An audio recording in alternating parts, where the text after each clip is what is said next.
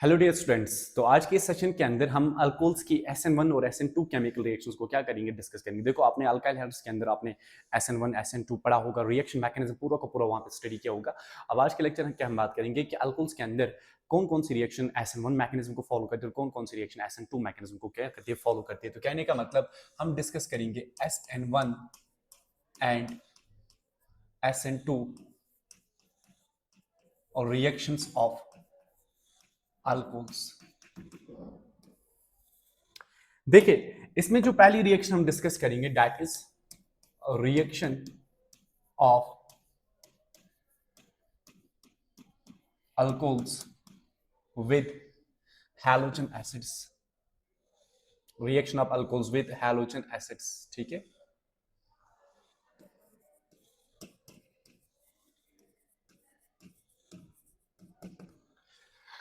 देखो बेटा, आपने ये अल्काइल हैलाइड्स की प्रिपरेशन के अंदर भी पढ़ा होगा कि अगर आपके पास एक अल्कोहल है, मान के चलो आपके पास हमारे पास एक अल्कोहल है ROH, ठीक है। इस अल्कोहल की रिएक्शन जब आप हैलोजन एसिड के साथ करोगे HX के साथ, देखो यहाँ पॉजिटिव और यहाँ चार्ज क्या है, नेगेटिव। और रिएक्शन किसकी प्रेजेंस में करेंगे? रिएक्शन हम करते हैं ZnCl2 की प्रेजेंस में। ZnCl2 यहाँ पे लुईस एसिड कैटलिस्ट की तरह एक्ट करता है, और ये जो ZnCl2 है ना, ये मेनली यूजफुल होता है फॉर 1 डिग्री अल्कोहल। ये हम ज्यादातर किसके लिए यूज करते हैं? 1 डिग्री अल्कोहल के लिए।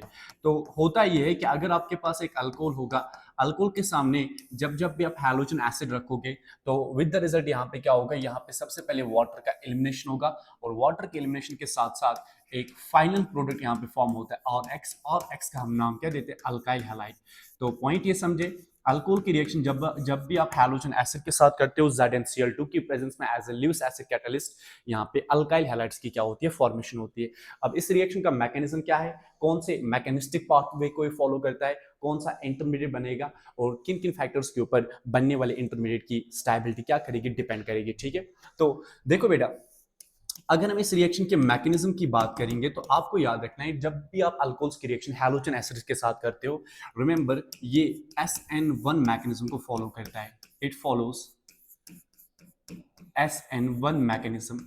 और आपने डिटेल में मैंने आपको पढ़ाया है कि SN1 मैकेनिज्म होता क्या है, किन किन फैक्टर्स के ऊपर ये डिपेंड करता है, किस तरह का सॉल्वेंट आप यहाँ पे यूज करोगे, किस तरह का न्यूक्लियोफाइल चाहिए, रेसिमाइजेशन कब होगा, इनकम्प्लीट कंप्लीट रेसिमाइजेशन होता है, ये सब कुछ आपने पढ़ा है, ठीक है।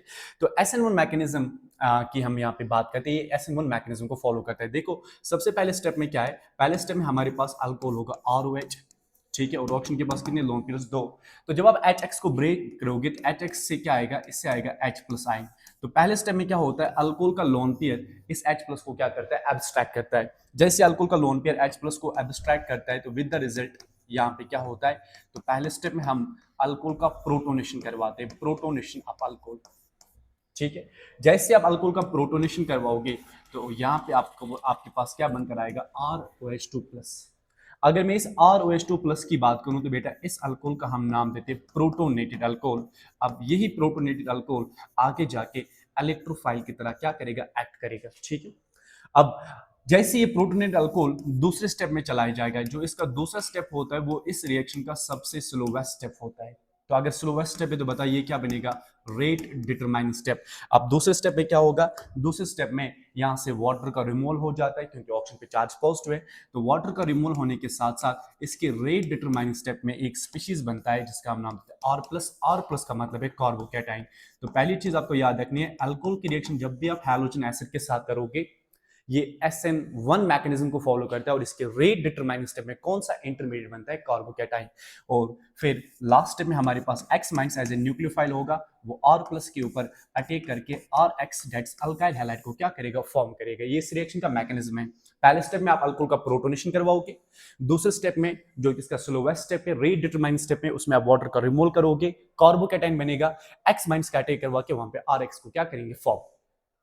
अब इस रिएक्शन से क्या क्या पॉइंट्स हम निकालेंगे, तो देखो, पहला पॉइंट जो आप याद रखोगे, पॉइंट नंबर फर्स्ट, ये कौन से मैकेनिज्म को फॉलो करता है? आप सब जानते हो, ये SN1 मैकेनिज्म को फॉलो करता है, फॉलोस SN1 मैकेनिज्म, ठीक है। बेटा, आपने पढ़ा होगा कि जो SN1 मैकेनिज्म है ना, ये सिर्फ और सिर्फ 2 स्टेप्स में कंप्लीट होता है, लेकिन अगर आप ध्यान से देखोगे तो यहाँ पे रिएक्शन कितने स्टेप्स में कंप्लीट हुई? 3 स्टेप्स में कंप्लीट हुई। तो यहाँ पे हमें एक्स्ट्रा स्टेप की रिक्वायरमेंट क्यों पड़ती है? एक्स्ट्रा स्टेप की जरूरत इसीलिए पड़ती है क्योंकि अगर हम OH की बात करेंगे, ये एक पुअर लिविंग ग्रुप होता है। इस पुअर लिविंग ग्रुप को गुड लिविंग ग्रुप में कन्वर्ट करने के लिए हमें क्या करवाना पड़ता है, अल्कोहल का पहले प्रोटोनेशन करवाना पड़ता है। ठीक है, सो सेकंड पॉइंट आप याद रखना, एक्स्ट्रा स्टेप क्यों पड़ जाता है। एक्स्ट्रा स्टेप हम इसीलिए यहां पे करवाते हैं in order to convert poor leaving group into what, good leaving group. एक पुअर लिविंग ग्रुप को गुड लिविंग ग्रुप में कन्वर्ट करने के लिए हम क्या करते हैं, यहाँ पे एक्स्ट्रा स्टेप की रिक्वायरमेंट हमें पड़ जाती है। ठीक है, तीसरी चीज, अगर मैं बेटा इस रिएक्शन के इंटरमीडिएट की बात करूं, बता इस रिएक्शन के ऑरडीएस स्टेप में कौन सा इंटरमीडिएट बनता है, कार्बोकेटाइन। अब आप जानते हो अगर किसी ऑर्गेनिक रिएक्शन के ऑरडीएस स्टेप में कोई इंटरमीडिएट बनेगा तो उस रिएक्शन की जो रेट होगी वो किस पे डिपेंड करेगी, बनने वाले इंटरमीडिएट की स्टेबिलिटी के ऊपर। तो तीसरा पॉइंट याद रखना, यहाँ पे क्या होता है, formation of carbocation intermediate occurs. और आपको अच्छे से पता होगा अगर किसी ऑर्गेनिक रिएक्शन के ऑरडीएस स्टेप में कोई इंटरमीडिएट बनेगा लाइक कार्बोकेटाइन, तो बताओ इस रिएक्शन की जो रेट होगी, रेट ऑफ रिएक्शन बताओ वो किस पे डिपेंड करेगी। यस, कहने से वो डिपेंड करेगी on the stability of carbocation.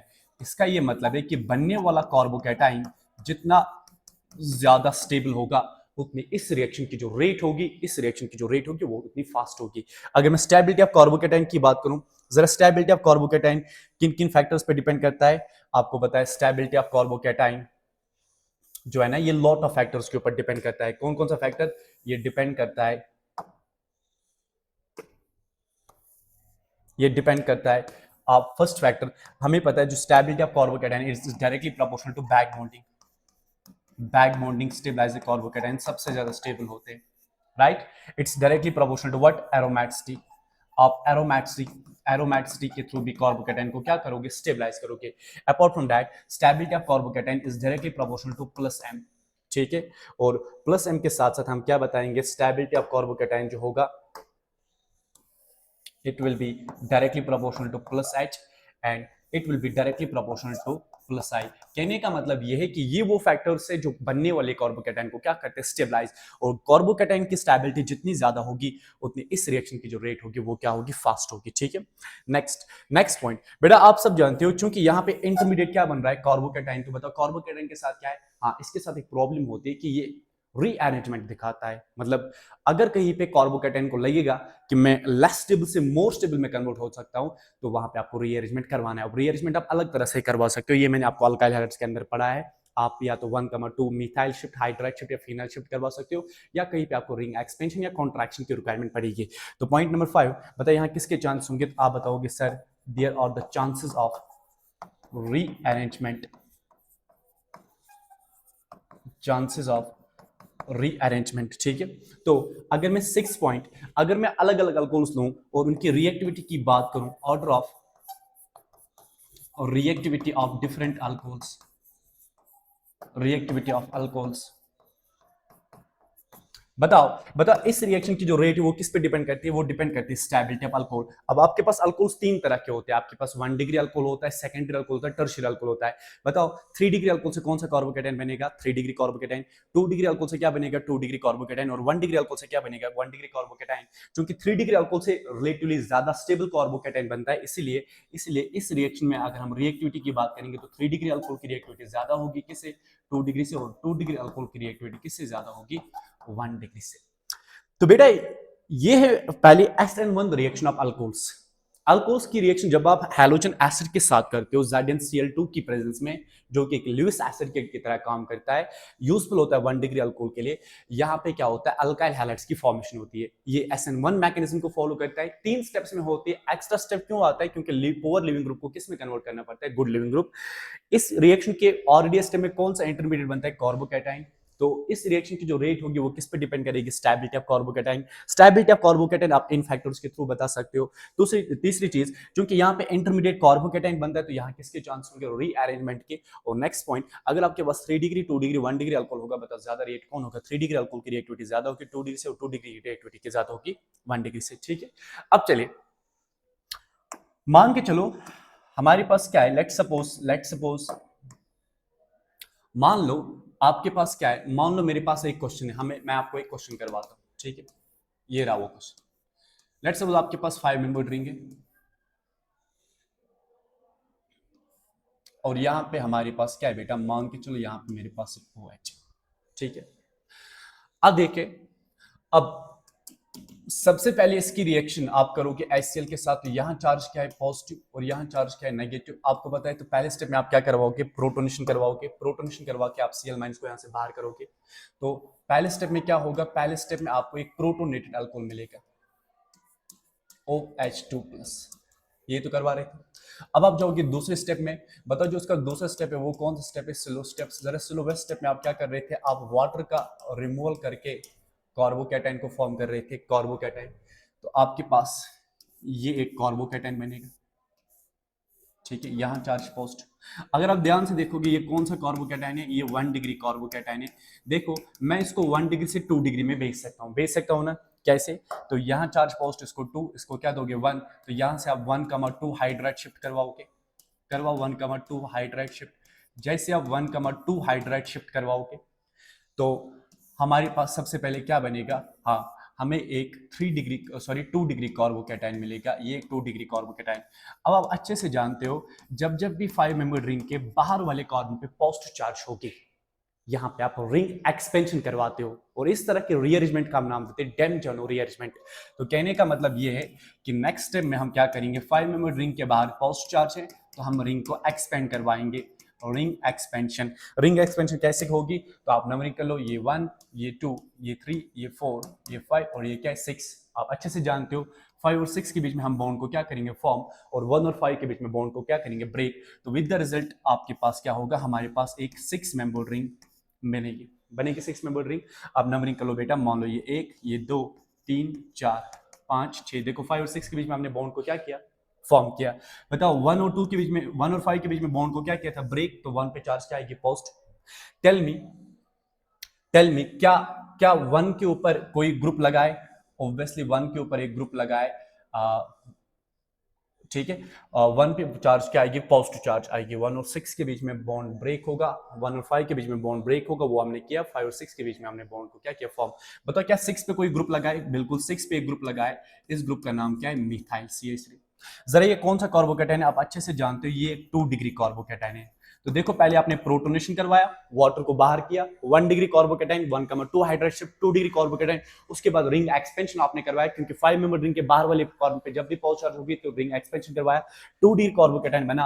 Again हम क्या करवा सकते हैं, यहाँ से 1,2 H negative shift, hydride shift करवा सकते हैं। यहाँ से हाइड्रोजन है, इसको यहाँ पे भेज दो, तो विद द रिजल्ट हमारे पास क्या होगा, हमारे पास एक मोर स्टेबल 3 डिग्री कार्बोकैटायन आएगा। लास्ट स्टेप में आपके पास Cl माइनस होगा, वो इसके ऊपर अटैक करके 1 chloro 1 methyl cyclohexane as a final product क्या होगा, फॉर्म होगा। तो देखिए बस ये एक छोटा सा टॉपिक था। अगले सेशन में आपको फिर आपके सामने आऊंगा इस सीरीज को आगे कंटिन्यू करने के लिए।